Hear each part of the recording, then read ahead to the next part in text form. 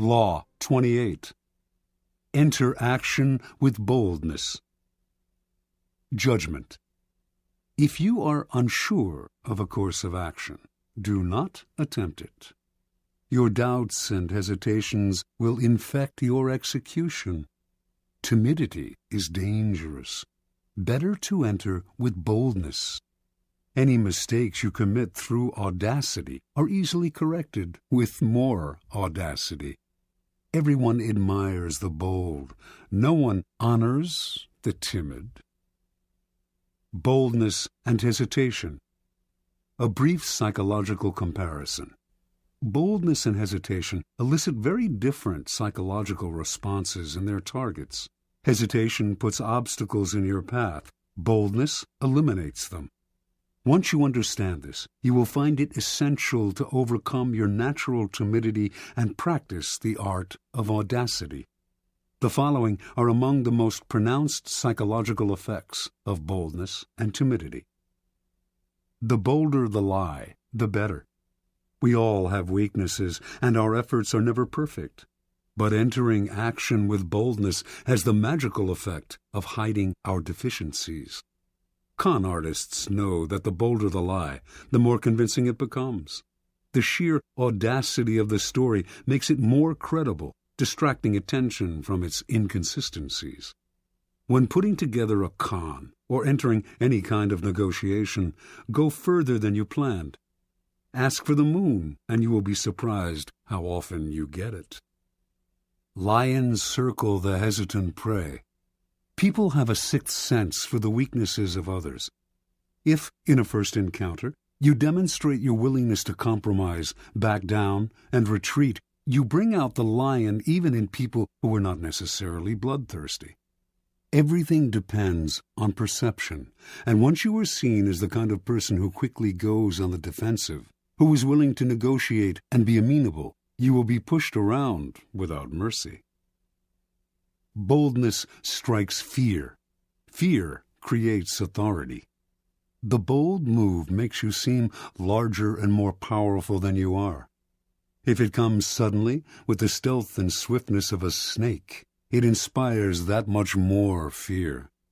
By intimidating with a bold move, you establish a precedent.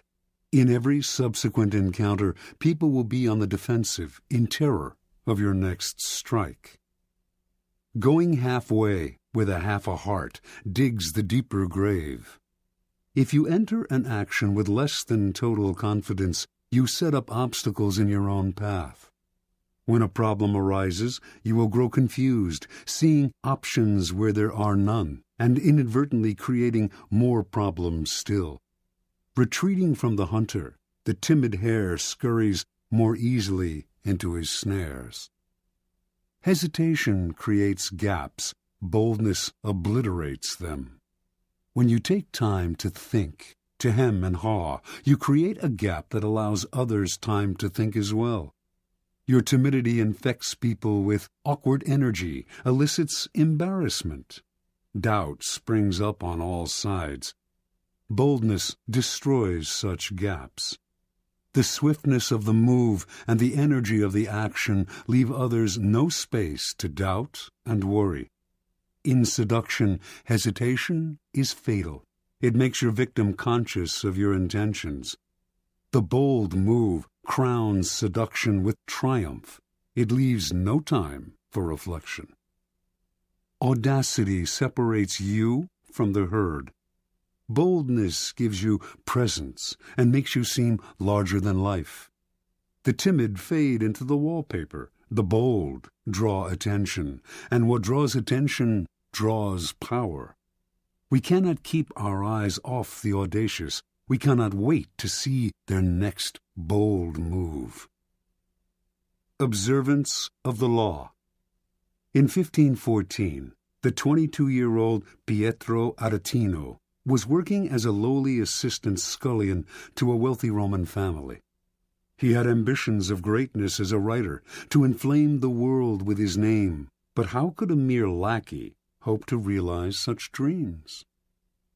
That year, Pope Leo X received from the King of Portugal an embassy that included many gifts. most prominent among them a great elephant, the first in Rome since imperial times. The pontiff adored this elephant and showered it with attention and gifts. But despite his love and care, the elephant, which was called Anno, became deathly ill. The Pope summoned doctors who administered a 500-pound purgative to the elephant, but all to no avail. The animal died, and the Pope went into mourning.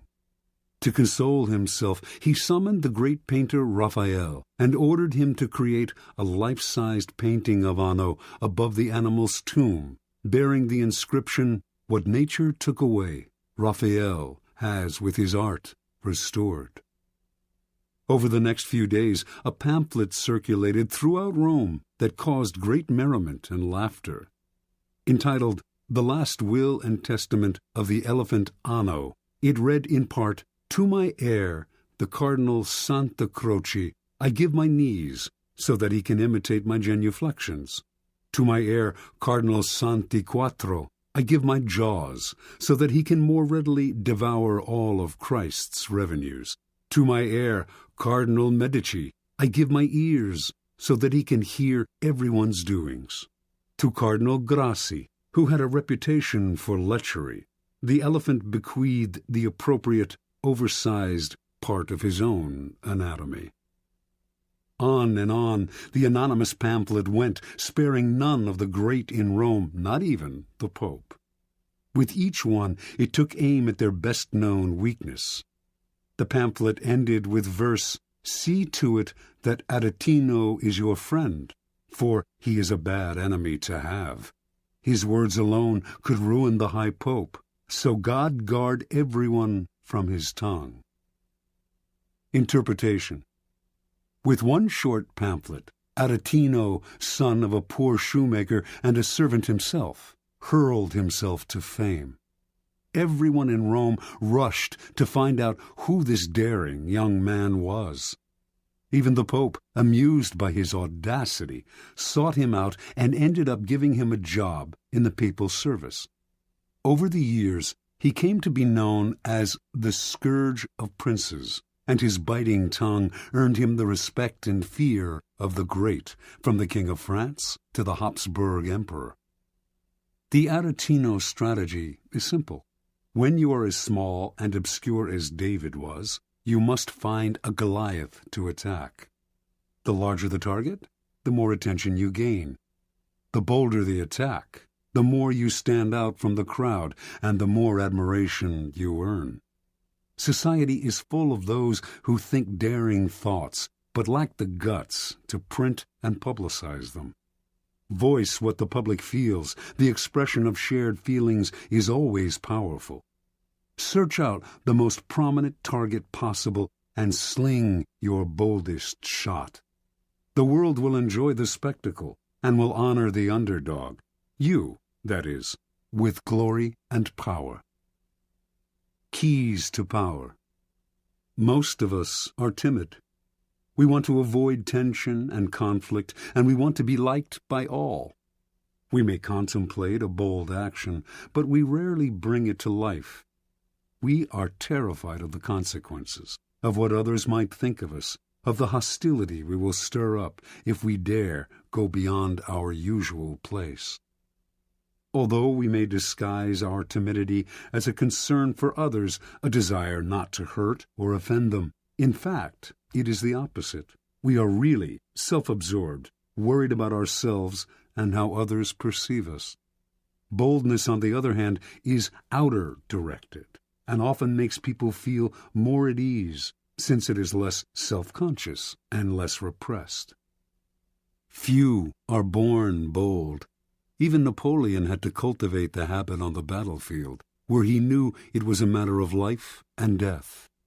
In social settings, he was awkward and timid, but he overcame this and practiced boldness in every part of his life because he saw its tremendous power, how it could literally enlarge a man, even one who, like Napoleon, was in fact conspicuously small. You must practice and develop your boldness. You will often find uses for it. The best place to begin is often the delicate world of negotiation, particularly those discussions in which you are asked to set your own price. How often we put ourselves down by asking for too little. When Christopher Columbus proposed that the Spanish court finance his voyage to the Americas, he also made the insanely bold demand that he be called Grand Admiral of the Ocean. The court agreed. The price he set was the price he received. He demanded to be treated with respect, and so he was. Understand, if boldness is not natural, neither is timidity. It is an acquired habit, picked up out of a desire to avoid conflict. If timidity has taken hold of you, then root it out. Your fears of the consequences of a bold action are way out of proportion to reality. And in fact, the consequences of timidity are worse. Your value is lowered, and you create a self-fulfilling cycle of doubt and disaster. Remember, the problems created by an audacious move can be disguised, even remedied, by more and greater audacity.